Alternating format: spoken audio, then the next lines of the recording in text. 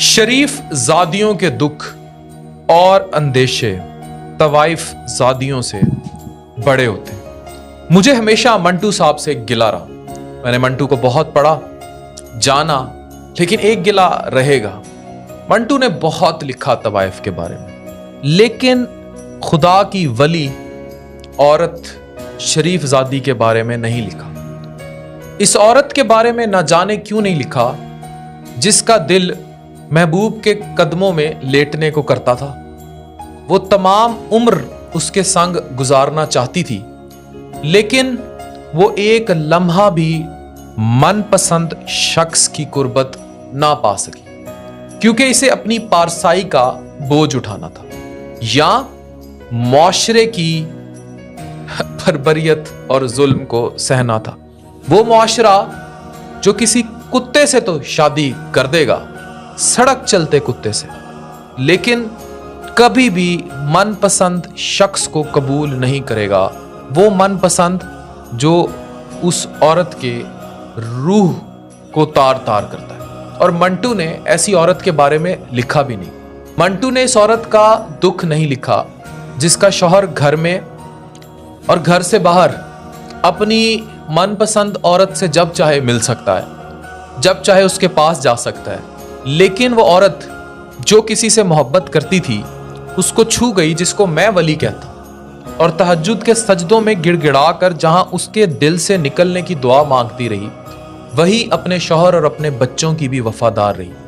ऐसी शरीफ ज़ादी के इश्क पर, इश्क ला हासिल पर, जो उसको हकीकत की जानिब ले गए, उस पर मंटू का कलम क्यों खामोश रहा। मुस्तकबिल के अंदेशे, हत्ता के शौहर चला भी गया तब भी अपने बच्चों की जिंदगी के लिए उसने पारसाई का बोझ सर पर उठाया। मंटू साहब शरीफ ज़ादियों के दुखों से अनजान क्यों रहे। पारसाई का ये बोझ बहुत जालिम रहा। अफसोस कि मंटू ने इस बहन को अपने अफसाने की हीरोइन नहीं बनाया, जिसके भाई तमाम दुनिया तो फतह करते रहे, लेकिन कभी अपनी बहन का दिल फतह नहीं किया, उसकी मर्जी नहीं जानी। अगर आज मंटू साहब जिंदा होते तो मैं इनसे जरूर पूछता कि वो औरत जो दिन रात अपने शौहर की, बच्चों की, ससुरालियों की, उनके रिश्तेदारों की खिदमत करती रही, और जिसे फिर भी जवाब में मार, ताने, गाली गलोच और ये सब मिलता रहा, उसने उफ तक ना की, तो क्या मंटू के अफसानों में लिखी तवाइफ से बड़ी मुआशरे की अमीन वो औरत ना रही, वो हीरोइन ना बनी? क्यों ना रही?